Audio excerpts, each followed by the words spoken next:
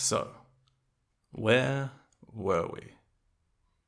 Well, in the first quarter of 1963, in Cambodia, Sihanouk, still trying to maintain his grip on power and looking to balance contending external and internal challenges, well, he had reacted in fury to a seemingly spontaneous student rebellion in Siem Reap by blaming his usual enemies. Old politicians barely relevant anymore, and hidden internal communists. He had even thrown his political toys out of the political pram, kicking up a stink and inviting a list of 34 subversives, which was basically a hodgepodge of people on the left and right that were suspected of being vaguely anti-Sihanouk, and for them to, form their own damn government if they thought they were so good.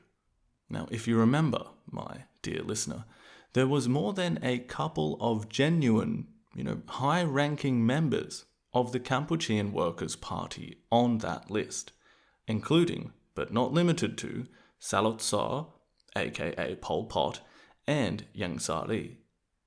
Pol, in particular, was more than a little spooked at being publicly, exposed in this way, even though it was probably due to he and other secret communists work as prominent leftist school teachers, rather than via intelligence on their real revolutionary positions. But a reason to maybe think they had been exposed is because, this wasn't that long after the former leader of their movement and part of the elder generation of the Cambodians who had joined the Indo-Chinese Communist Party, Tu Samut, he had been assassinated by Sihanouk's police. So it was a fairly uncomfortable position for the new leadership to be placed in. They make the decision, particularly Pol, to head back into the maquis, the jungle, to develop their proletarian consciousness and build the revolution from under the shadows of the verdant canopies across the border in Vietnam. But this event, this calling out of the list of 34 subversives, is also a good example for us to take a sort of a wider look at what's going on in Cambodian politics here. What is going on? This is at a time when Sihanouk is visiting places like Beijing and on the world stage praising that kind of communist state. But at home, he's trying to clamp down on any kind of internal communist movement. But has also invited a few well-known, he would use the phrase Khmer Rouges, into his Sankum government. This kind of singular, all-encompassing political movement that made up the one-party state under the rule of the former king. The most prominent of these so-called Khmer Rouges was Khieu Samphan, a member of the French Communist Party, a guy who wrote his thesis on a Marxist view of the Cambodian economy, a guy who was basically the archetypal French-educated Cambodian leftist. So we have this kind of landscape at the moment. We have prominent leftists like Samphan in government. We've got members of the Communist Party spread around Cambodia, in the provinces and in Phnom Penh, working in secret cells. We've got some of the leadership in the jungles of Vietnam, hanging out with the National Liberation Front, the NLF or Viet Cong. And there are more conservative parts of Sihanouk's government as well that despise the leftists and wish that Sihanouk, who's at the top of all of this, would stop flirting so much with the communist bloc and get much more comfortable in bed with the West. And of course, meanwhile, all of this is happening, the Buddhists in South Vietnam have started setting themselves on fire in the months which lead up to the collapse of the Diem regime. It is a tense year, 1963. And I just think it's kind of interesting that there are these competing visions, aren't there? Sort of for how Cambodia should develop as a nation state, having only been independent for less than 10 years at this point. I sort of realized something when I was researching this episode, something that kind of stuck out to me, which is that there is basically, by this point, in the early 60s, there's only been one generation of what we might define in the West as politicians. It's basically the same cast of characters that are all still playing.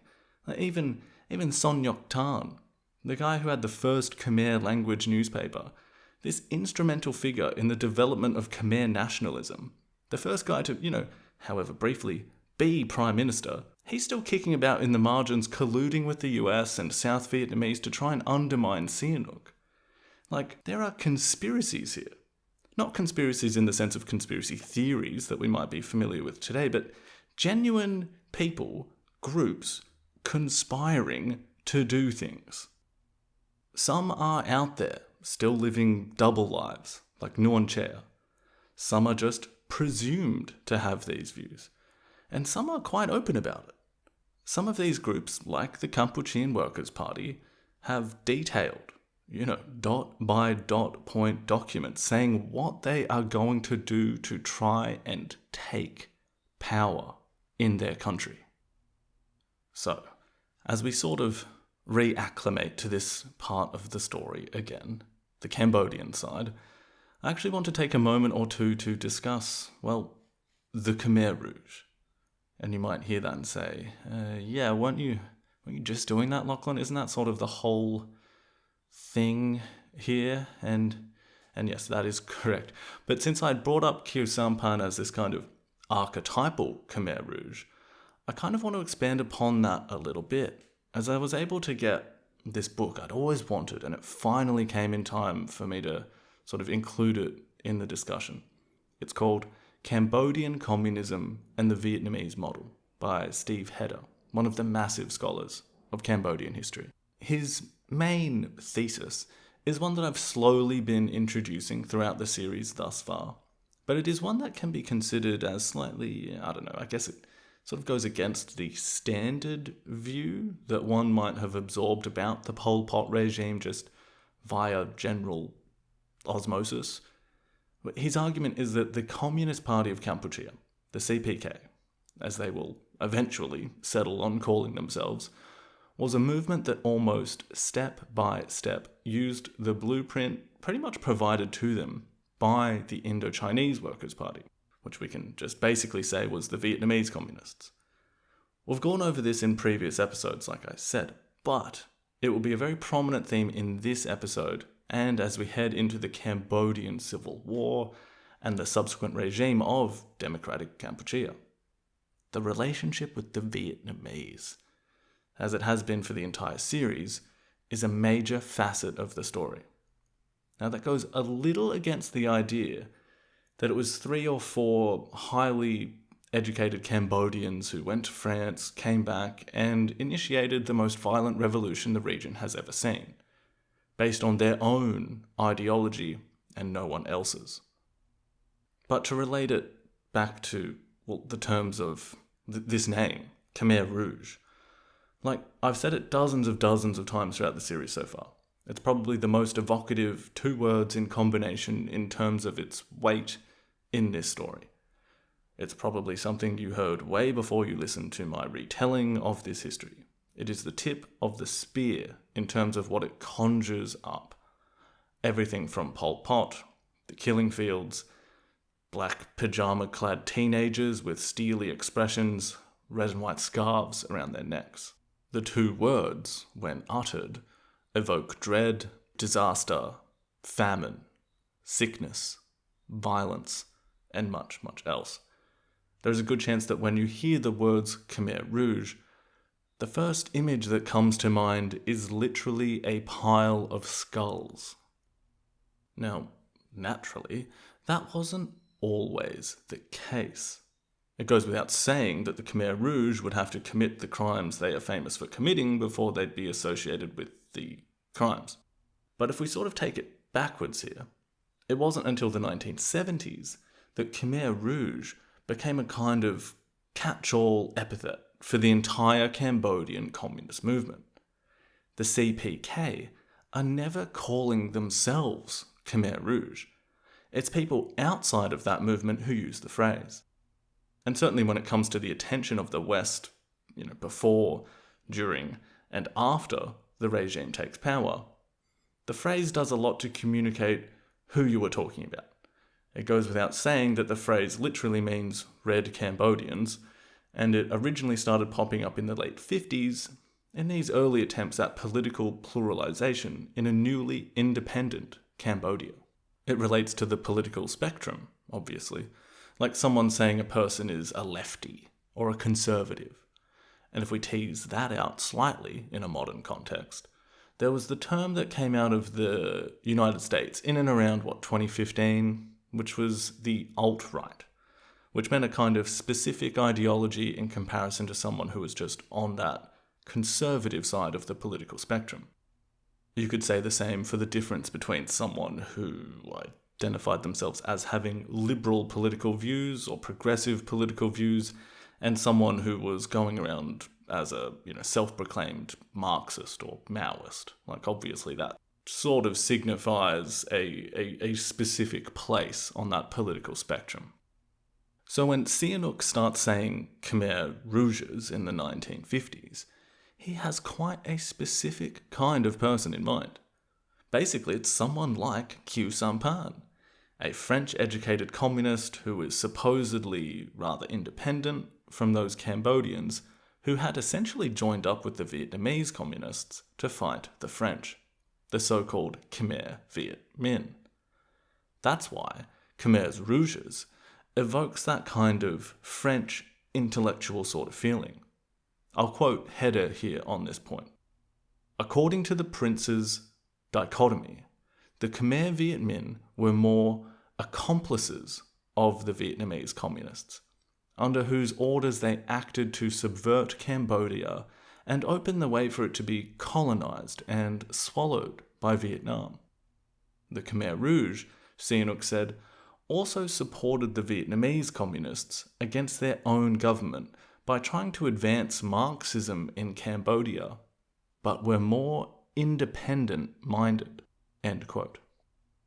So what he's highlighting there is Sihanouk's own conception, where he thought that there were two kinds of Cambodian communists.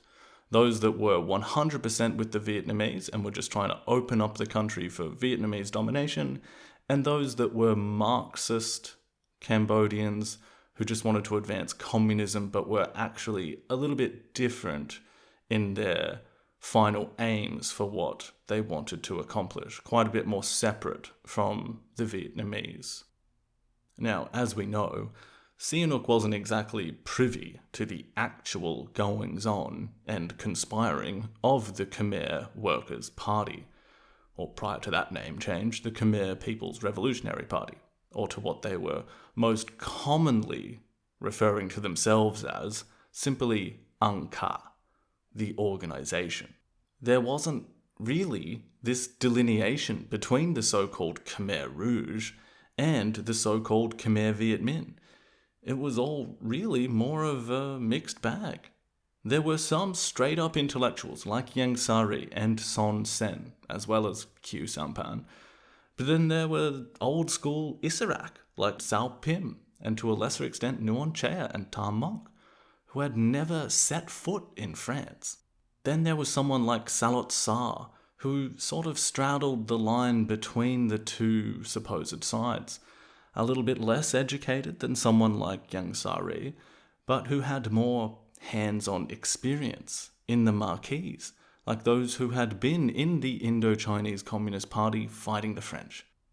He's a little Khmer Rouge and a little Khmer Viet Minh. He linked both worlds, even though that distinction really doesn't hold much explanatory value.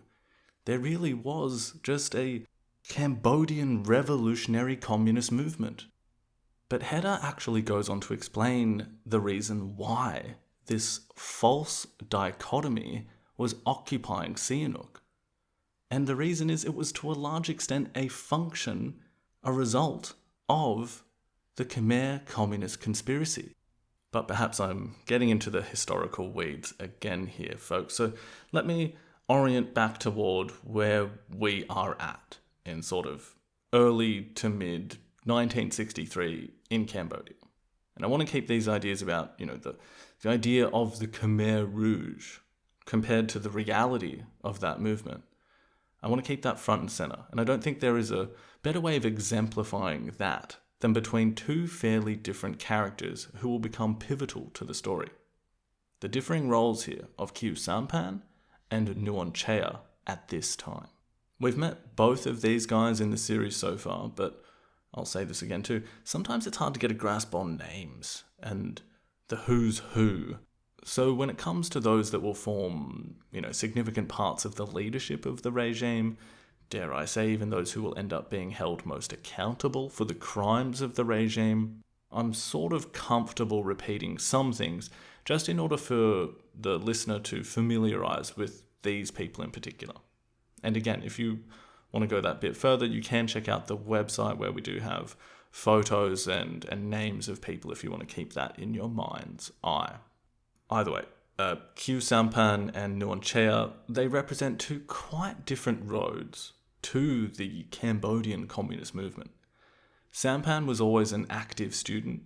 He went to the lycée Sisawat, he studied mathematics in Cambodia and then law and economics. He too went to France for higher education, just a year or two after Salat Sa. He took over the Marxist circle after Ieng Sari went back to Cambodia. So he was very much part of that group, that Paris-educated group. He started his own kind of newspaper when he also came back to Phnom Penh, one that got him beaten up by some of the conservative politicians in SiHANOUK'S government. But eventually, he was encouraged by SiHANOUK to join the parliament, along with two other prominent young leftist intellectuals, Huo Yuan and Huo Nim. Interestingly, Samphan's thesis sort of builds upon some of the contentions of his fellow leftist French-educated comrades here, and one of the main thrusts of his dissertation is that Cambodia must end its external dependencies before it could develop from an agrarian to an industrial economy. Something quite important in terms of what the CPK will eventually do while in power, in search of autarky, or as they will call it, independence mastery. Anyway, by 1963, by the time SiHANOUK was calling him and the rest of the 34 subversives into his office for a stern talking to, Samphan had been Secretary of State for Commerce for more than half a year. His policies were around austerity, increased taxes on luxury items, and lessening the burden on the poorer strata of society. He had been brought in by SiHANOUK as a kind of, maybe some of these young smart guys can help fix the economy, and if they can't, well, I can just blame them for not fixing it anyway. Win-win. But conservatives and those on the right of the Sankum Party strongly opposed the measures of this young leftist intellectual. This is one of the peculiarities of having this one massive party that encompassed both the left and the right. Anyway, what is kind of an oddity about Samphan as well is that he was so out there. He's a very prominent figure. There is some contention in the historical record about exactly when he properly joined the Khmer Workers' Party. Some members say that he joined in 1963. He himself says it wasn't until the late 60s. But what is more interesting about him is that regardless of how connected he was to the sort of standing committee of the party, he was always playing this auxiliary role for it. This function of being in Parliament had many uses. Heder contends that this kind of progressive presence in the Sankum allowed for the real Communist Party to exert influence on SiHANOUK and society, pushing them toward anti-imperialism and shaping a progressive opinion. This gave the so-called Angkar, the organization, a, quote, credible, albeit misleading, public face, suggesting it was under their control, end quote. What he's saying there is that having these prominent, essentially openly communist faces in the positions in the parliament Well, it gave the public the impression that these prominent leftists in government, that they were the actual leaders of the Cambodian communists, rather than simply a tool of a secretive, hidden, real leadership.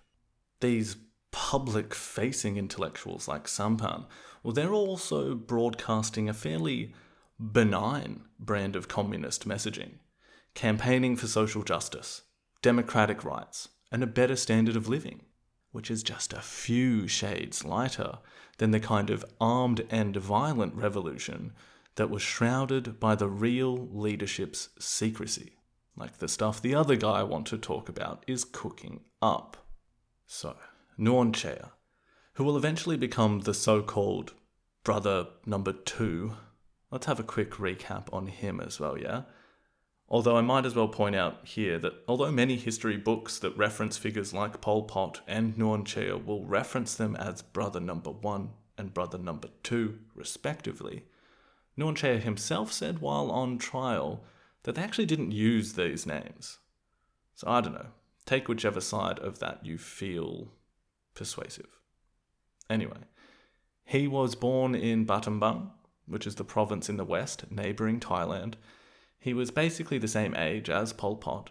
He goes to high school in Battambang, then completed a degree in Bangkok, and went on to continue studying a law degree. He continues working in Thailand, and in his early 20s, joined something called the Thai Democratic Youth League, basically a communist-led organisation, and it's around this time he also spends a period in a Buddhist monastery. It was in 1950, however, that he became a full rights member of the Thai Communist Party and then travelled back to Cambodia to fight against the French in the early stages of the First Indochina War. Eventually, he will transfer into the Indo-Chinese Communist Party, and he even attended the conference in 1951 when it was split into the 3 separate entities along national lines, like the Cambodian, Vietnamese, and Laotian parties. By the end of the war, he will have trained in North Vietnam, studying communist principles and militia warfare. Now, it was after Geneva when he returned to Cambodia. Remember, the majority of Cambodian communists didn't. They actually stayed in North Vietnam, and it was only a kind of, how would you put it, sort of a skeleton crew that did come back to Cambodia and tried to organise the early movement after the war was over. And that's when he begins taking on some much more important roles. He was related to one of the 2 in charge in this period. Remember, there was Tu Samut, who we discussed earlier, and Siu Heng. Now, they were going to run the Cambodian side of things, while the old leader, Son Ngoc Min, stayed in North Vietnam. Nuon Chea was kind of related to Siu Heng via marriage to one of Siu Heng's cousins, I believe. And once he defected to the government, there was a few that became a little suspicious of Nuon Chea's association with him. This has actually been used by a couple of historians to explain why it was that Salot Sa became leader of the party after Tu Samut was assassinated, as well, Nuon Chea would have actually been the logical next person in line. So there is perhaps a little camaraderie there between the number 1 and number 2 there, like a deal being struck by Pol saying, look, I know you're fine, and I know that it was supposed to be you next in line, but a couple of people have their suspicions, not me. It looks like I'll need to take the lead, but I'm going to keep you in the loop. I'm going to keep you as my number 2. We're going to work together on this. Stick with me.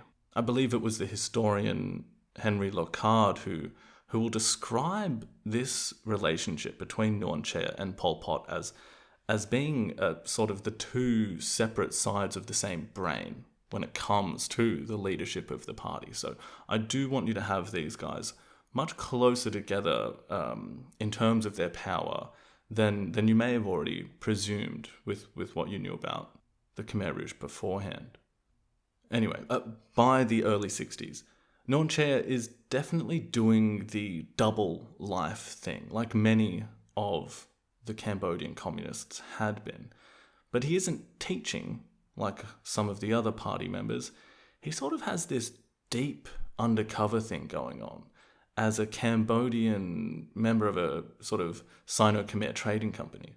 So again, very untypical compared to, say, Khieu Samphan, who's, just being a politician who's openly leftist, or someone like Ieng Sari, who's being a teacher, but is obviously, all of his students would basically know that he's a communist. These are the guys that got quite into politics in Cambodia, then went to France and came back committed Marxists. Nuon Chea is almost the opposite of that. A native communist, if that phrase makes any sense. He was born and bred in Cambodia and Thailand and Vietnam, and that's where he learned his skills. But the difference between he and, in this instance, Khieu Samphan, is quite instructive here. Samphan is out and about, preaching, catching the ire of the political conservatives. And it really isn't that close to the leadership of the party at all. There's conjecture about whether he's even part of the party at this time, although he is a tool of it. Meanwhile, Nuon Chea, who really is the most, reclusive of the future leadership. I mean, all the books you read on him will generally at some point say, we really don't know much about this guy. He was always in the shadows, pulling strings, making things happen. Mild-mannered businessman by day, secret revolutionary by night. And no one would have suspected it. And when we talk about what Nuon Chea is doing in this period, especially after Pol Pot, Ieng Sari, and Son Sen, and then sort of after that, a regular sort of train of others starts secretly heading back to the Marquis as well. Well, Nuon Chea kind of becomes the de facto manager of the party in Cambodia. Not only is he sort of setting up many of the ways in which the members will actually get across the border and join the leadership in the Marquis, but he himself is visiting them for meetings, sharing information. The guy that never studied in France, that was there from the start with the Thai Isarak movement, who was studying communism in North Vietnam, not the Rue Letellier. In the shadows, old school Khmer Viet Minh. So much so that later on in the story, the Vietnamese will be far more trusting of their former student than perhaps they should have been. They will think he was their guy, and he is not. But we'll get there eventually. So at this point, sort of 1963, 1964, going into 1965, we've got Nuon Chea organising the movement in Cambodia, with input from the leadership in the Marquis. But we've been building to this for a while, haven't we? There was the organising of sympathetic students and student groups by the teachers like Ieng Sari, Son Sen, Pol Pot. Then workers in, say, the rail industry, or you might be able to make inroads into some intellectual circles via the example that someone like Khieu Samphan was setting in public, in government. So they had networks in the countryside, networks capable of communicating with the leadership in the jungles, and in contact with the Vietnamese. Slowly but surely, this sort of, I'm not sure how much this happens in, wherever you might be listening from, my dear listener, but when I grew up in the semi-rural countryside of Australia, sometimes you would walk to your front door at night, having just walked through that same path a few hours ago in the afternoon, and when you are completely oblivious, what are you doing? You're walking to your front door. You've done it 1,000 times. No problem. So you're walking to the front door. It's at night. Out of nowhere, you've got a giant orb spider's web all over your face, and the spider somewhere crawling around the back of your hair. I can say from experience that once you get that spider in your face a couple of times, you definitely start to suspect there might be spiders everywhere, even if you can't see them. That's sort of what we've been building to for a while, haven't we? Slowly, the Cambodian communists have been building this network, this web, across the entire country. And Nuon Chea himself will describe the secret operations necessary to build this web, to build this revolution. and he is quoted in Philip Short's biography of Pol Pot. I'll quote it at length here. Our organisation had the following rules. 3 members are required to form a cell. If there are more than 3 people, we form 2 separate cells, having no contact with each other.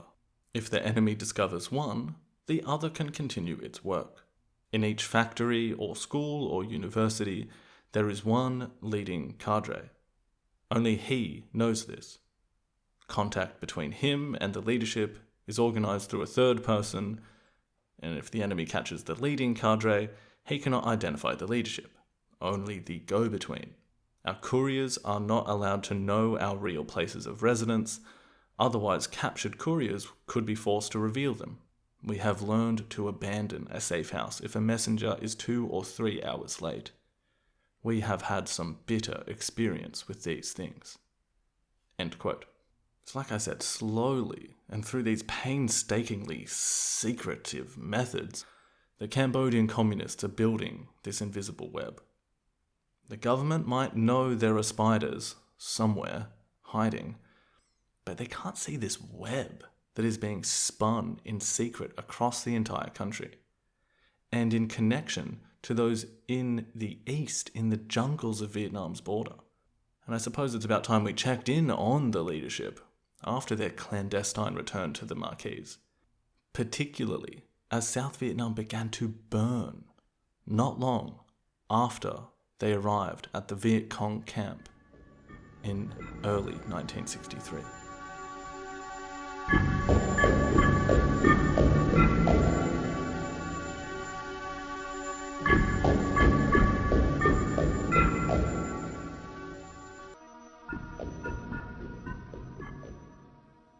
So while Nuon Chea was organising the party in Phnom Penh and the countryside, and which courier was going where and which in-between was talking to which cadre where, about 250 kilometres away, or about 150 miles for those inclined, we have 3 men sitting in a circle on the ground under a canopy of jungle so thick that it barely let light shine through it.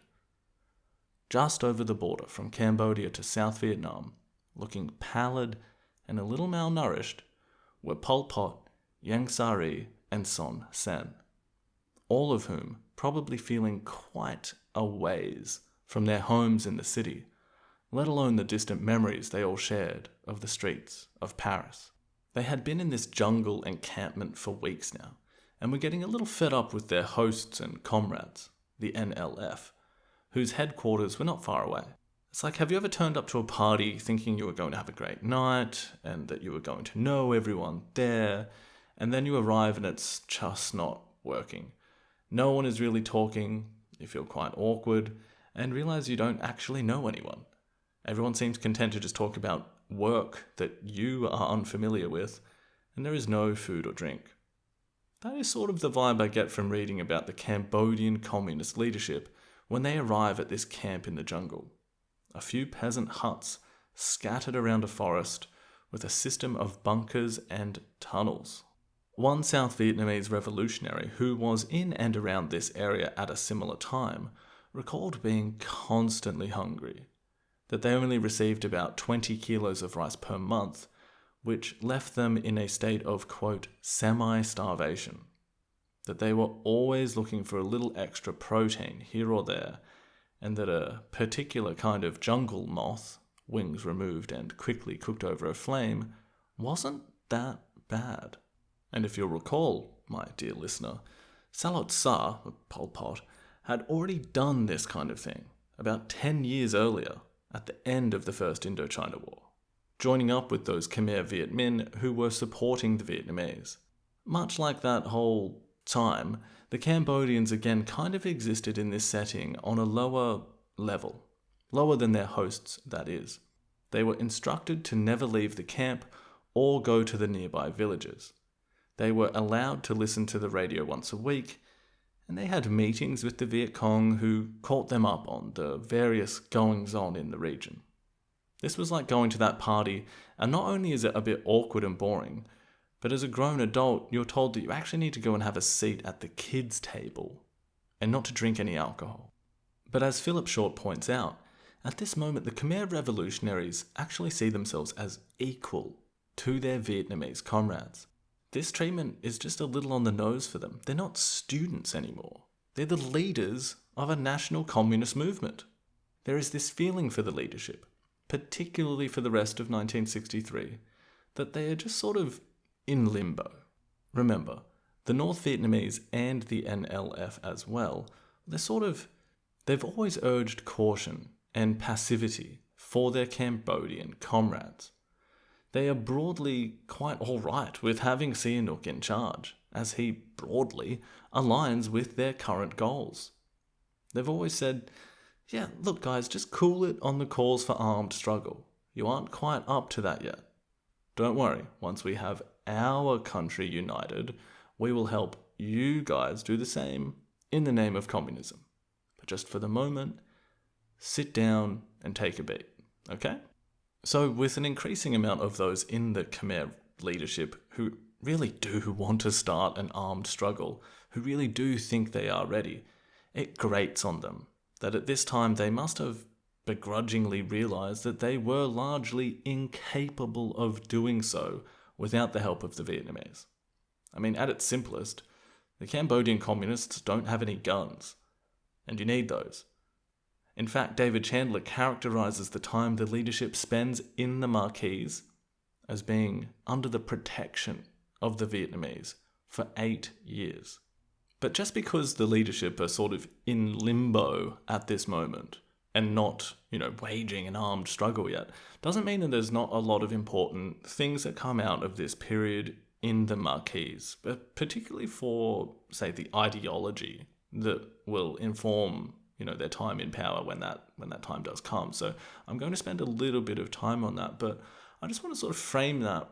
Like, imagine, you've got these guys just sitting in the jungle, sort of bored, not really connected to anything anymore.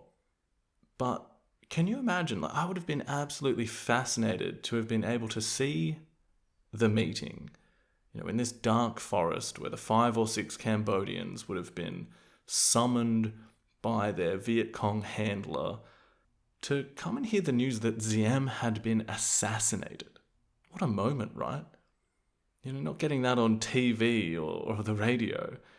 And then not 3 weeks later, to see the meeting when they were also summoned and informed that the US president had also been assassinated. What a thing, right? All of the sources I've got don't detail how the Cambodians reacted to this news. I did have a good look, but in reality, it'll actually be Sihanouk's reaction to both Diem and Kennedy's death that will cause the most trouble. But as I said, we'll get there at the end of the episode. But for now, toward the end of 1963, further crackdowns by, Sihanouk's government against the communists will sort of necessitate that a steadily increasing number of them do start arriving at this same jungle encampment to join the leadership. And a result of that, eventually Pol will persuade their Viet Cong hosts to allow them to have their own separate Cambodian camp. This base will be known as Office 100. And in something that will come up again and again as the story goes on, this is both, a physical place, like you can imagine a sign saying, this is Office 100, although that wasn't the case, but you know what I mean. Like this area is Office 100, but it will also be a code name for the leadership itself. So you could both physically visit Office 100, as well as have a meeting with Office 100. But just because they had their own office doesn't mean they were independent. Nai Saran, a revolutionary who came to the camp in August, summed up how this worked in relation to their hosts. Quote, "We had to rely on the Vietnamese for everything: food, materials, security, the lot. To go from one bureau to another, we had to have a Vietnamese guard escort us. They were the hosts, and we had to obey. But in terms of policy and ideology, little by little, we were developing an independent stance." End quote. Now, by the end of this series, you are going to be sick of hearing about independence, mastery, and self-reliance. But the sheer weight that the Cambodian communists give these goals gives you a sense of just how important they felt that it was. Like, if we follow Header's thinking here, that the CPK will essentially just be following the blueprint for revolution handed to them by the Vietnamese, well, the degree to which the leadership conceded that they were doing this and will want to prove that they can do this on their own and better, or that there was a degree of self-deception, a kind of delusion of grandeur where they hadn't really internalized just how much of their movement was guided by the former Indo-Chinese Communist Party will be quite interesting.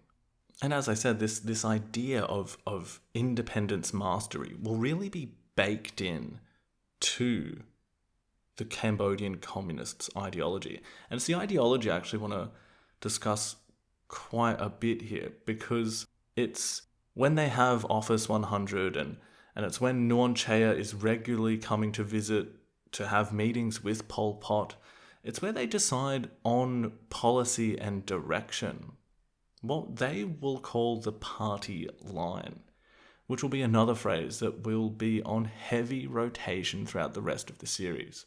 They will call what is known as a plenum of the Central Committee in early 1964, which is basically a meeting where all of the leaders come and codify the kinds of decisions that were being made by the top of the leadership. Remember, the principle of democratic centralism that Lenin introduced to us in the Soviet Union many episodes back. This kind of, well, it was explained once by David Chandler with reference to the Khmer Rouge leadership as, sure, there was always some discussion, but at the end of the day, it was basically what either Pol Pot or Nuon Chea decided upon that everyone else would end up going along with. So that's their version of democratic centralism. And it's at this Central Committee meeting, which took place over a few weeks, where some of the foundations of the movement were being laid. The resolution that was penned there emphasized all forms of struggle, including armed violence, against SiHANOUK'S government, and they emphasized this need for self-reliance, which Philip Short suggests, as we said just before, he suggests that this was the CPK code word for freedom from Vietnamese control, self-reliance. So remember that. Anyway, we have Pol Pot's own words to consult about this period of time when the Cambodian communist leaders will formulate an ideology, a worldview, this party line which will be imbued into the rank and file, the political energy which will in the near future animate their revolution, their war, their struggle, and perhaps even each swing of some blunt object into the skull of hundreds of thousands, if not a million people who will be violently killed by the regime.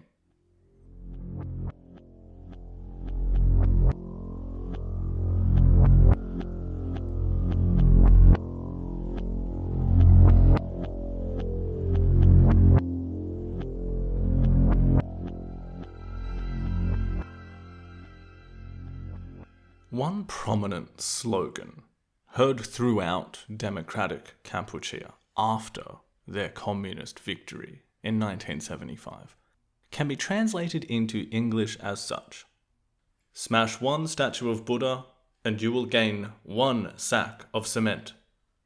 Now, considering what we know about the ideological influence on who I will out of ease refer to as the Khmer Rouge, this iconoclastic and socialist messaging makes quite a bit of sense, doesn't it? It's generally anti-religious, it's focused on hard work and making progress. It's the revolution above all else, right? And we've traced the kind of influences that would underpin that standard socialist reading of that slogan throughout the series so far. Whether it was via the European political thought of Marxism and Leninism, with leaders in the party such as, Yang Sari uncovering the Communist Manifesto before joining the French Communist Party during their studies in Paris, or even someone like Pol Pot who read the works of Stalin, Now, we've also seen how Mao's influence was felt by these young men and women via his writings as well, particularly the focus on the mass movement of the peasantry and new democracy and things like that. Now, academics, historians, scholars, and journalists have also shown us how other ideological formations were influencing this leadership group, the Khmer Communists, like Philip Short suggesting the French Revolution and its events being taught in Cambodian schools would figure into their worldview, or someone like Ben Kiernan claiming that the racism inherent in Vichy France or the xenophobic relationship between Cambodia and Vietnam will also play a similar ideological role. We've also alluded to someone like Steve Hedder just recently, who has shown how the Vietnamese communists, with their particular brand of revolution, essentially gave birth to the Cambodian movement and the first Cambodian communists, pretty much guiding it forwards from that early point. Now, those are all very, well, I haven't used this metaphor in a while, but those are kind of the cool foreign winds and dynamic pressure systems that are slowly contributing to the coming historical hurricane. These will also take the form of events and settings too. We've spent a lot of time now on, say, the wars in Indochina, or the influence of US foreign policy on the region too. More of that to come. But what about some more of the Cambodian influence? The warm, moist air, and its contribution to that historical hurricane? Well, to return to that slogan I said before, smash one statue of Buddha and you will gain one sack of cement, given everything we know so far, and what you, my dear listener, probably already know about Democratic Kampuchea, about the Pol Pot regime, the banning of money, the closing of markets, the disintegration of religion, well, that slogan makes a lot of sense, doesn't it?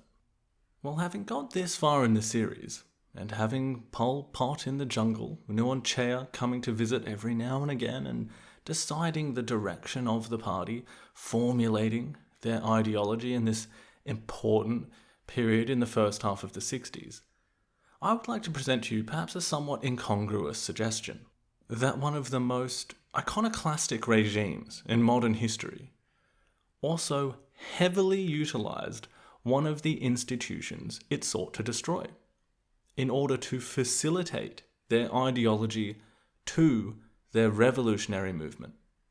And it's in this period, in the jungles, that I feel that this was imprinted upon their worldview.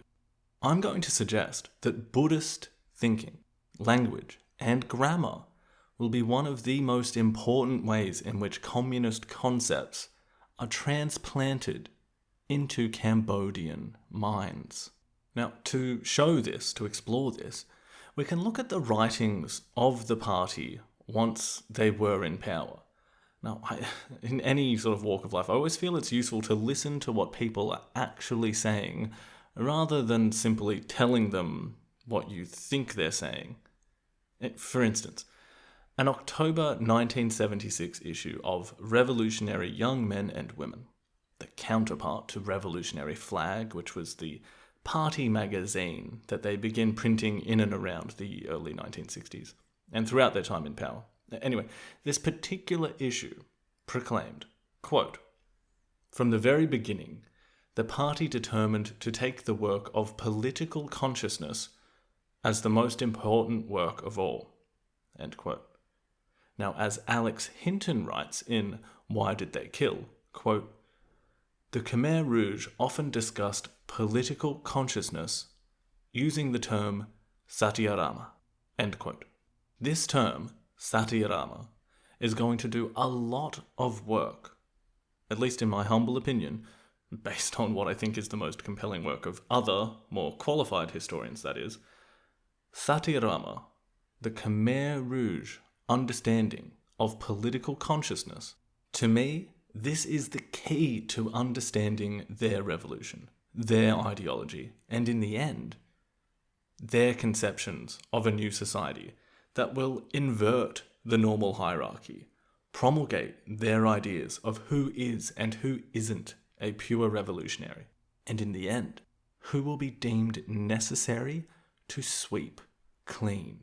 So let's look at this term in more detail, particularly how it should be thought of within a Cambodian context, as opposed to other socialist revolutions and their similar use of the phrase class consciousness. I say as I hear the reviewer's remarks on my undergrad thesis ringing in my head. I don't have a word limit now, so I can talk about this all I want and you can't stop me.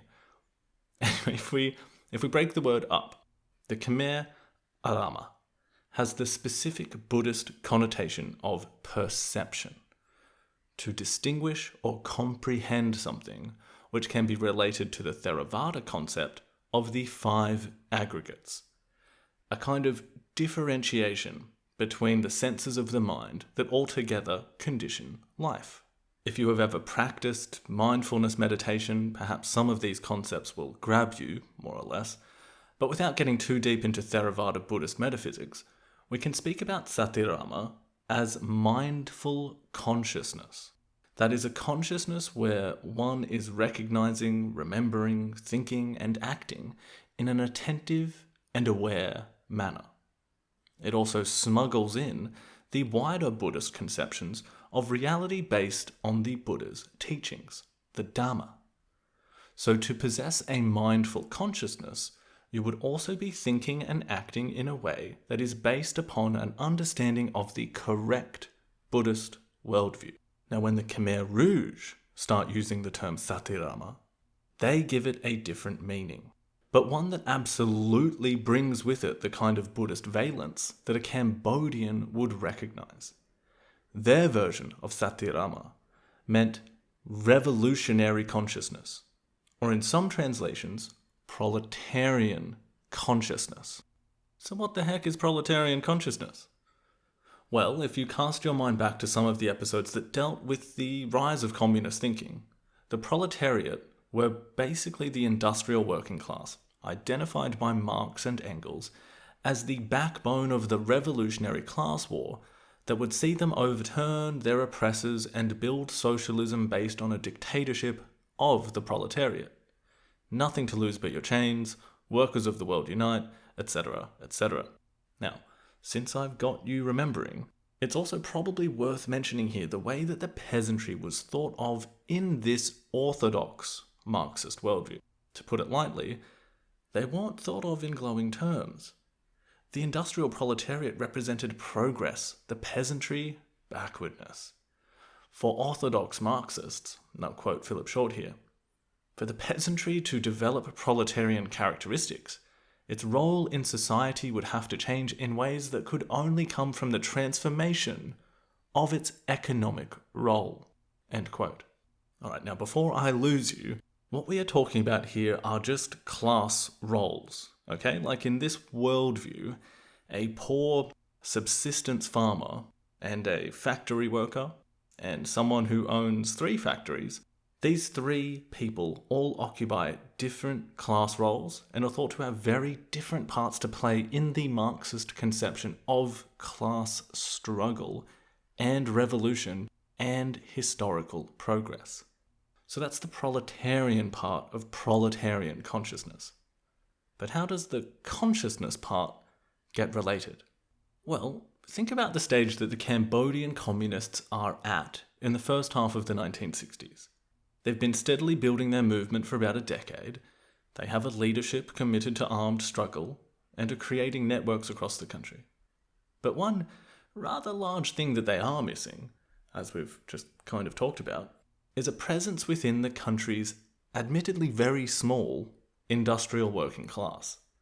Philip Short touches on this, explaining that one reason may have been that across all of the leadership, all of them, none of them had a working class background.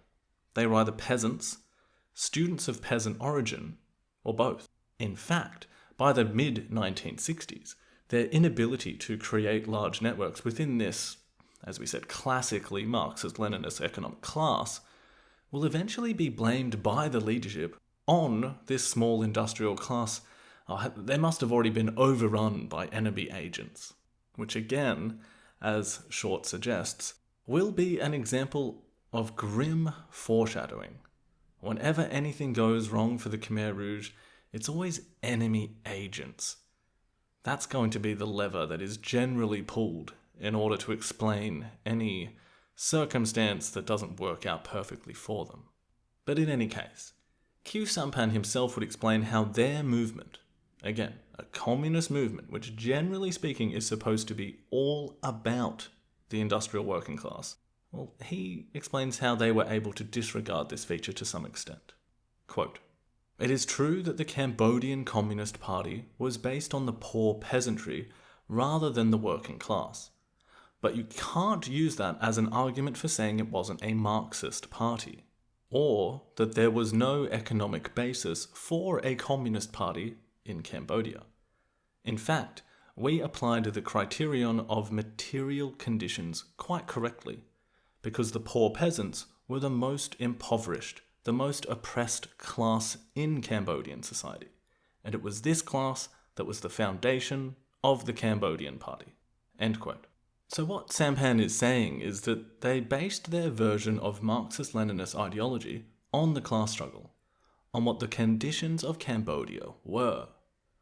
Pol Pot also expands on this, seeking a direction for the movement. Philip Short quotes the future leader of Democratic Kampuchea, reflecting on these formative years in the early 1960s. Quote, "Marxism-Leninism resides within the movements forged by the people, and the people's movement in each country puts together its own Marxism-Leninism. Cambodia is also able to contribute to the building of Marxism-Leninism." And Short quotes him elsewhere as saying, "After 1963, when I withdrew to the countryside, my opinions and my thinking and views changed a lot, because I was in a very isolated, remote, rural area, far from the city. It was what I saw in the country that made an impression on me." End quote. Now, Short also includes quotes from Pol about them attempting to find a direction without knowing if it was right or wrong, about having no blueprint but rather using a mixture of influences. Short suggests that while Pol was acknowledging that foreign experiences and other socialist regimes could provide useful lessons, the goal was an authentically Khmer doctrine, rooted in Cambodian identity. What this means, particularly for me, trying to explain this to you, is that there will be a uniquely Cambodian flavour to their version of a socialist revolution. In the simplest terms, to those who argue that their revolution was lacking the fundamental ingredient, a large industrial working class, well, we can borrow the Leninist idea of having a suitably zealous revolutionary vanguard in the shape of the Communist Party of Kampuchea and their inner leadership, and through culturally informed conceptions of consciousness, reply that rather than having a proletarian class in economic terms, the party would simply impart the need for the revolutionary society to cultivate a proletarian mental state, SATYRMA, the ability to build this state of mindfulness and consideration of the Communist Party of Kampuchea's political line, in the same way that the regular non-communist SATYRMA meant a mindful consideration of the Buddha's Dharma. In this sense, the communists replaced the Buddhist framework with a revolutionary socialist one. Alex Hinton gets into this a lot in his book, Why Did They Kill? And I will sort of paraphrase him here. But I want you to compare this general idea of a proletarian consciousness and the need to build socialist traits that would supposedly alleviate social suffering. How much does that remind you of the Buddhist notion of mindful consciousness enabling you to see the true nature of things, while the ignorance of this leads to suffering? Or more generally, about the Pol Pot regime, glorifying a kind of asceticism, detachment, the elimination of attachment and desire, the renunciation of material goods, as well as personal behaviours and attitudes, not to mention the de-emphasis of the individual. All of this shouldn't be that surprising when we consider the cultural context in which their communist movement grew. As Philip Short puts this, quite elegantly in my opinion, Quote, "In the 1960s, even more than today, religious belief provided the primary value system of ordinary people throughout Southeast Asia. Sa himself had been a Buddhist novice. And I guess I'll add, so too had Nuon Chea, as we saw before." Okay, I'll continue to quote short. Sorry. "The first communists, like Tu Samut and Son Ngoc Min, had studied at the Higher Pali Institute. So had younger leaders, like Siet Che and Ta Mok. Both within the party leadership and among the rank and file, the grammar of Theravada Buddhism permeated Khmer communist thought, just as Confucian notions helped to fashion Maoism. In neither country was this a conscious undertaking, but just as Mao had sinified Marxism, Sa gave it a Buddhist tincture. The result, in both cases, was that it ceased to be a foreign transplant and flourished in autochthonous minds. The idea that proletarian consciousness could be forged independent of a person's class origins or economic status became the central pillar of Khmer communism." End quote. Apologies for the long quote there, but I have been waiting to share that particular set of sentences with all of you for about 4.5 years. So I hope it had the desired effect. Now, I know I've used several metaphors to try and explain this over the course of this series so far, but sort of round up a couple of them here. So we've compared communism to a kind of secular religion, where new prophets have sought to add to the doctrine, like Lenin, like Stalin, like Mao. Well, why not Pol Pot as well? I believe another time I related it to a kind of ingredient list for a meal, like how many different cultures have different dishes that we might just sort of put under the category of curry. But in each country they have vastly different flavors and utilize all kinds of more local ingredients to make a specific dish unique to them, even though it's still a curry. It's why if I'm ever asked to explain these things in my personal life, I'll usually say something along the lines of, well, what the Khmer communists did was both unique and not unique. There are echoes from other events, ideologies, isms, but at the same time, it is a uniquely Khmer story as well. And as we've seen, one that has been heavily influenced by the context of that culture and that nation's circumstance and history. And this may be a little too simplistic, but the way I've come to think about this question of the Khmer Rouge and their true ideological underpinnings is simply to ask, well, what did they think they were doing? What were they intending to produce? And I think when you look at their pronouncements, their magazines, their slogans, their speeches, it's rather clear. And all these sources also give us an example of how this idea of proletarian consciousness was conveyed to their fellow revolutionaries. Like if you look at the October 1976 issue of Revolutionary Flag, the article titled, "Sharpen the consciousness of the proletarian class to be as keen and strong as possible," which was probably written by either Pol Pot or Nuon Chea. We have a document here that is obsessed with class, with building socialism, but generally through the guise of this revolutionary consciousness prescription. It speaks about the need to, quote, "build a proletarian class worldview, proletarian class life, build a proletarian class stand regarding thinking, in living habits, in morality, in sentiment, etc." End quote. Now what this revolutionary or proletarian consciousness, what this being the central pillar of Khmer communism means, is that it will be essentially the guiding line for how the social hierarchy is structured in revolutionary Cambodia. What I mean by that is that engaging in the kind of behavior that the party was prescribing, these verbal or behavioral cues that showed your engagement with SATYRMA, this would determine your social standing. I'm not going to spend too much more time on this in this episode, but if you do any genocide studies, or for that matter, look at most periods of government-sponsored mass death or atrocity crime, you will usually come across the idea of the other, or the binaries between us and them, accompanied by a variety of circumstances and motivations which serve to dehumanize one group by the other to the point that they are deemed necessary to eliminate. There are other themes here which we will look at in later episodes, but I tend to explain this in the case of the Khmer Rouge Revolution in terms of who was a counter-revolutionary, or more basically, who were deemed to be enemies of the regime. So that most basic binary will be between ideal revolutionary and counter-revolutionary.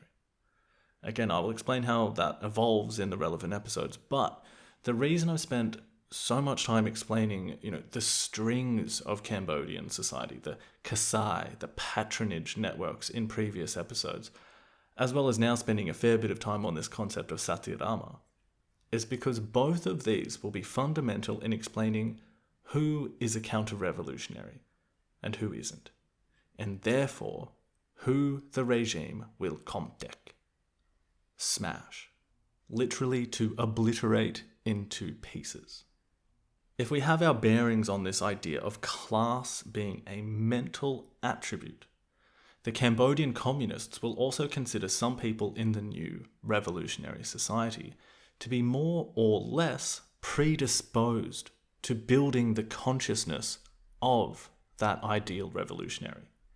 They will consider some people uniquely unable to achieve this proletarian consciousness, and a person's capacity for change will be hindered due to their past acquaintances, for instance, their class background, their past experiences.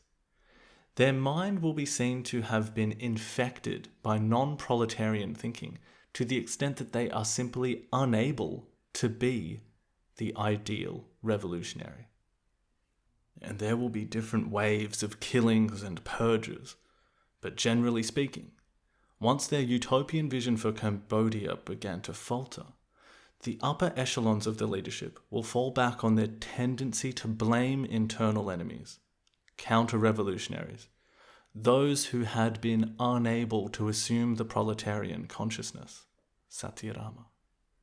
And again, in their own words, in that same issue of Revolutionary Flag, in which the party broadcast the kinds of messaging that their cadre were required to imbibe, well, they explained this kind of action.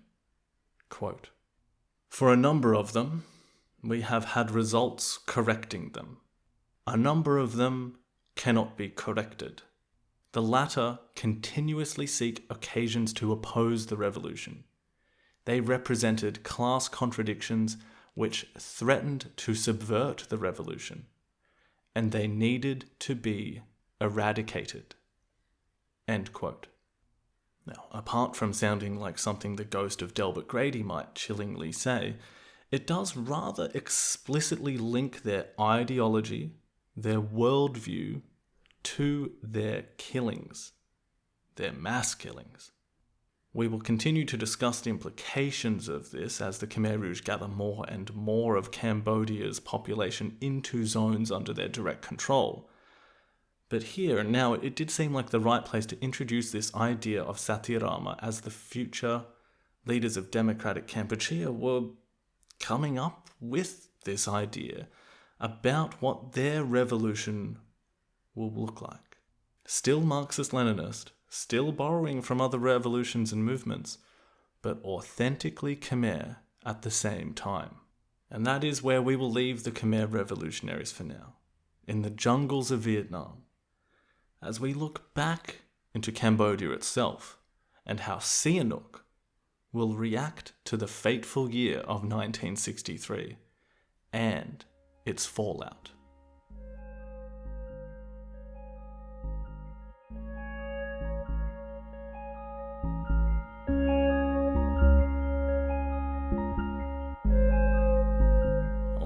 So, if we are looking at Cambodian politics and, well, how much of that we can actually separate from Sihanouk himself by this point in the early 1960s, I would say we can basically characterize the period from sort of 1962 to 1965 as a gradual and then fairly dramatic split with the United States. Like, that's the most important thing to focus on.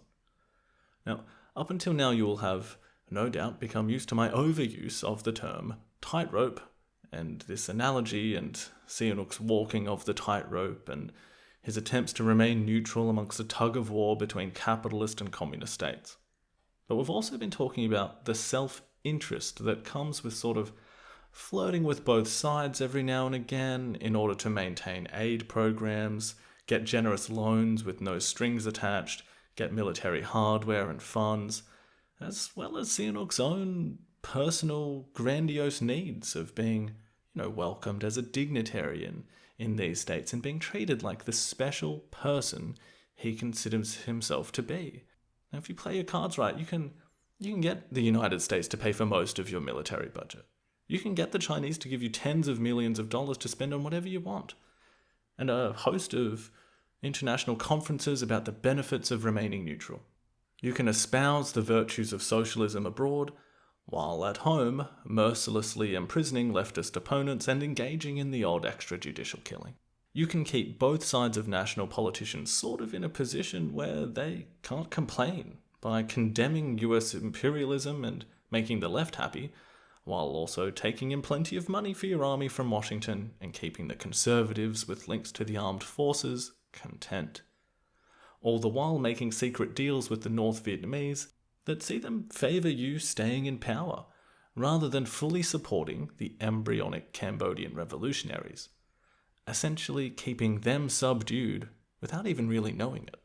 Either way, it is a fairly delicate balance that relies on saying and doing the right thing internationally, as well as mitigating the effect on national politics that these broader pronouncements have. Complicating all of this, of course, is the escalating conflict in neighbouring Vietnam. But broadly speaking, there will be three factors which serve as catalysts for this severing of ties with the United States by 1965. Something that David Chandler says, quote, had long-term repercussions that were not foreseen by Sihanouk or by most US observers, end quote. Two of these rather influential factors occur in November of 1963, and it might be easy to guess one of those straight away. In Sihanouk's own words, from a semi-biographical book written in 1973 with a well-known leftist and Australian journalist Wilfred Burchett, titled My War with the CIA, Cambodia's Fight for Survival. Again, remember that it was written 2 years before the Khmer Rouge victory, and whilst Sihanouk had sided with the revolutionaries. Anyway, Sihanouk describes the first factor tellingly. Quote, on November 1 of that year, 1963, my two arch-enemies, No Diem and No Din Nhu, were assassinated with CIA help. End quote. Now, all context aside, there is something fascinating about hearing someone in all seriousness write, my two arch-enemies, in a non-fiction book. But in any case, yes, the fall of the Diem regime just over the border in Saigon would have had alarm bells ringing for Sihanouk. Diem was the supposed ally of the US, the only boy they had in there, and the CIA had given the thumbs up for his removal from power. If, perhaps, short of genuinely approving he and his brother's murder during that coup. But think about it from Sihanouk's perspective. He had been far less cozy with the US. He has been the target of attempts to remove him from power, and even attempts at his life, both with, we will diplomatically say, tangential CIA knowledge. What this definitely signals to Sihanouk is that the US cannot be trusted as an ally, perhaps even if kept at arm's length. Now, somewhat important background context to this huge event of the Diem assassinations is related to this group called the Khmer Rouge. Now, we've spoken about them a little bit in the recent Cambodia episodes, but essentially they're a small and loosely assembled political and paramilitary group that seek to undermine Sihanouk's rule, but from a more, I guess we could say, nationalist or well, certainly not socialist political leaning. They are led by the most famous outcast from Cambodian politics, Son Ngoc Tan, and they have tacit support from the Thai as well as the South Vietnamese, and perhaps just a tiny bit from various US interested parties. And Sihanouk bloody hates them. They've got these radio transmitters set up over the borders, and they are always broadcasting anti-Sihanouk messaging. They are important at this part of the story for two reasons. The first is that Sihanouk uses the demise of the Siem regime, the Khmer Rouge's primary benefactor, to publicly call on the US to halt these annoying transmissions.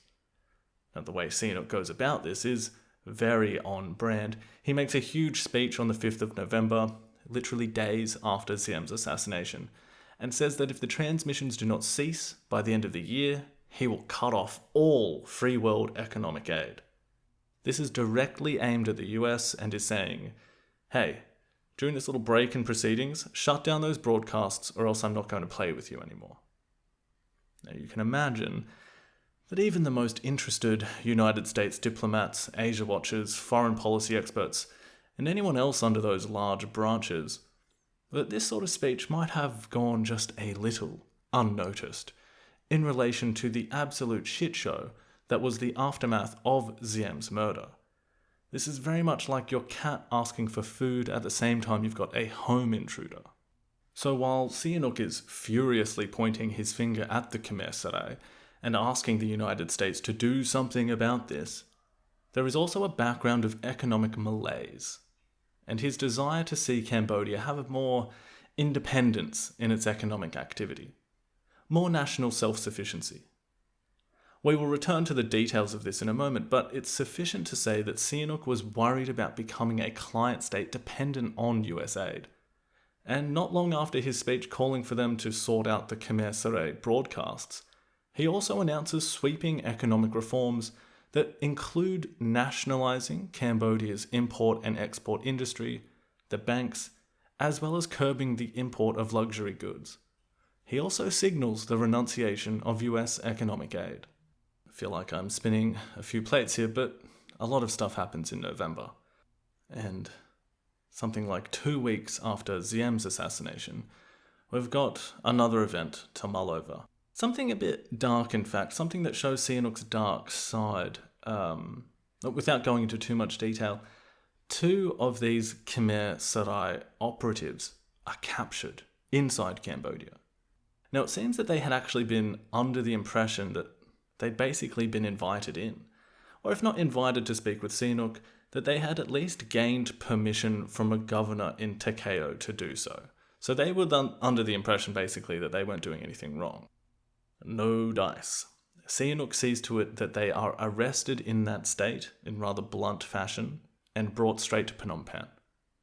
What happens next is kind of sad. On the 19th of November, Sihanouk calls a special national congress to show off his new prisoners. Their names are Priap In and Saeng San. Now, at this special national congress, Sihanouk has both prisoners displayed in cages and has them subjected to inquisition by the delegates present.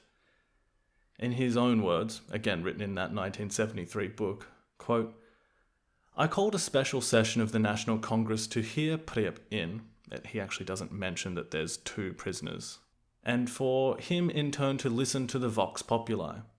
Faced with reality as expressed by delegate after delegate, he admitted that he had been sadly misled by the CIA. But backing down was not enough. We had difficulty preventing the delegates from lynching him. For years he had plotted against us. Much innocent blood had been spilled by the Khmer Rouge commandos. The unanimous opinion of this National Congress was that he should be handed over to a military tribunal. He was condemned to death, and in his case, I had no inhibitions in signing the death warrant. He was shot. End quote. So that's how Sihanouk recalled this. Basically, a traitor to him personally and to the country, who was definitely in cahoots with the CIA and someone who waltzed into Cambodia to demand Sihanouk step down from power, who was so guilty that it was easy to sign his death warrant and he was lucky that we didn't kill him then and there on the stage. Well, let's see how this story is told from a couple of other perspectives. Like I said just before, other histories simply have the two Khmer Rouge entering Cambodia under the impression that they were allowed to, and were seeking to talk to Sihanouk. Notice in Sihanouk's version that they are not put in cages, by the way, but in both Chandler and Osborne's retelling of this sad tale, that is apparent. And in this other version, basically one of them put to questioning, Priap In, is said to be in shock the entire time and actually remains completely silent.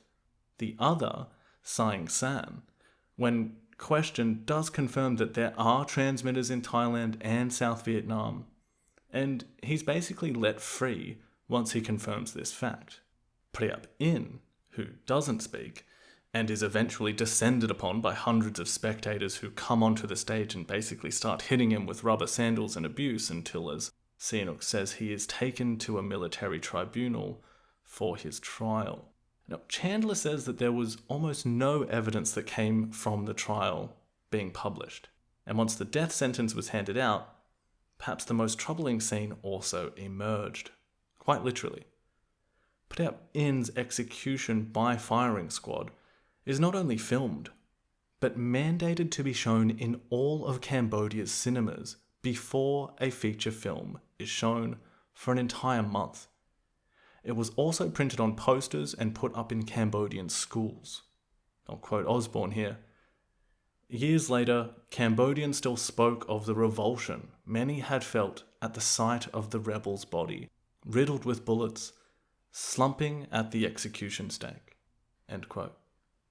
While Chandler notes, quote, it was often something that was spoken about in the 1980s, when people began to ask when Sihanouk's decline may have started. End quote. Another kind of grim example of Sihanouk seemingly losing the plot a little bit occurs toward the end of November. So already we've had him piping up about the Khmer Rouge broadcasts in the wake of Siem's assassination, then proclaiming the cessation of accepting US economic aid. And you know what? After a little bit of time in which the dust settled after Siem's assassination, Kennedy and his advisors do notice Sihanouk making a fuss and even begin discussions on how to placate him. But, alas, in what is the beginning of 100 different historical counterfactuals, the interest that Kennedy showed in trying to prevent further deterioration in relations with Cambodia was left somewhat on the shelf, as Kennedy, too, was gunned down in Dallas on the 22nd of November. And it's actually Sihanouk's reaction to this that is pretty unsavory. I'll quote Osborne's biography of Sihanouk to show you. Quote, Sihanouk gave full vent, terming the late American president as the great boss, and he welcomed the deaths. Oh, when he says deaths here, Osborne is referring to not only Kennedy and Siem, but a Thai politician as well. So Sihanouk welcomed the deaths, said that the three would all meet in hell, and called on the population to celebrate the deaths of these foreign leaders by wearing red armbands and assembling to listen to music performances near the royal palace. End quote. So again, that's not an ideal way for a head of state to sort of reflect upon the murder of other heads of state, but in the interest of balance, here is Sihanouk's own version of that particular November in 1963. Quote, incidentally, I must correct an error, which unfortunately was printed in the American press. I did, in fact, order 3 days of national celebrations when the detestable Saigon dictatorship ended.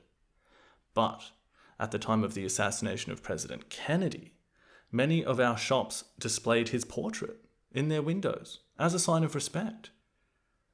An unscrupulous American photographer asked a Cambodian passerby to pose and smile alongside one of the Kennedy portraits, and this was published in the USA with captions to the effect that in Cambodia there was official rejoicing over President Kennedy's death.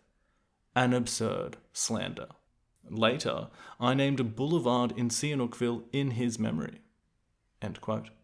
So, that's his version. I don't know, considering how much he left out of the story when it came to those Khmer Rouge presented in cages, it's hard to trust him completely on this one, but whether it was a misunderstanding or not, in any case, what we are getting at here is the fast deteriorating relationship between the two countries. This is like one of those rope bridges that is hanging on by a thread, and various factions are seeking to cut the last remaining ties on either side. Or short of that, they're jumping up and down recklessly, seemingly unaware of the crocodiles that are lurking below. The US Embassy is seeing these actions on behalf of Sihanouk as neurotic, bizarre. It could be, as Chandler suggests, that the former king was actually suffering from fatigue and hypertension, as well as depression, linked to a battle with obesity, linked to a congenital diabetic condition, which might have also had something to do with trying to run Cambodia basically single-handedly. Further compounding this deterioration of relations between the two countries was that the very few trusted American diplomats that had been stationed in Cambodia had recently been replaced by ones that, well, in brief, they just weren't Sihanouk's kind of guys. There was a mutual distrust growing between the two parties. And in the case of the United States in particular, you might recall a few episodes ago when we referred to this idea of great state autism, this sort of way of describing some of the foreign policy relationships for a country like the US in this, that they kind of don't understand the feelings of a nation like Cambodia. I'll quote Chandler here as he details this expertly. Quote, "The US Embassy perceived the conduct of foreign affairs as proceeding rationally along American lines. US officials also ignored the possibility that Sihanouk's neutralist policies might be less dangerous for Cambodia than a full-blown alliance with the United States." End quote. So what Chandler is getting at there is this sort of complete lack of understanding as to why anyone would not just go along with what the US wanted. It was their way or the highway. By the end of 1963, the relationship is hanging on by just a thread. Meanwhile, the economic measures that Sihanouk had enacted, again just to remind you, he had nationalised the banks, the import-export industry, and the big one was getting rid of US financial aid, which again was accounting for almost 20% of the entire Cambodian budget and a third of the military budget. Osborne says that these things might have been good in theory, but the abandonment of US aid crippled the budget, the nation's economy was put under strain, and a very powerful contingent of Cambodian society, those connected to the military, were disadvantaged. Watch that space. And I can't believe, literally, as I'm saying this, we've finally got to 1964. I feel like this entire year I've been writing about the early 60s, and there's just so much in 1963 to wade through. So I don't know how many hours we've been stuck in that year, but we can finally stretch our legs into 1964 a little, which is another huge year with a couple of key events, but more on the Vietnam side of things, and we'll briefly explore what they are in the next episode. And don't worry, if you're listening to this as it comes out, it's not going to be another 3 months. Apologies. But to sort of recenter on the story here, if we're only slightly nodding to the huge elephant in the room, that is the escalating conflict in Vietnam, let's wrap up Cambodia and this relationship with the US. Now, we've seen in previous episodes that Sihanouk has been rather prescient about this coming interaction between the US and the two Vietnams. He thinks the US will lose, just like the French. So we've seen him being slightly more friendly to the North Vietnamese, particularly in that sort of unwritten agreement of letting their troops, and now the Viet Cong, come across into Cambodian territory when necessary in order to maintain their insurgency in South Vietnam. He is making no concessions to the United States on that. Why should he?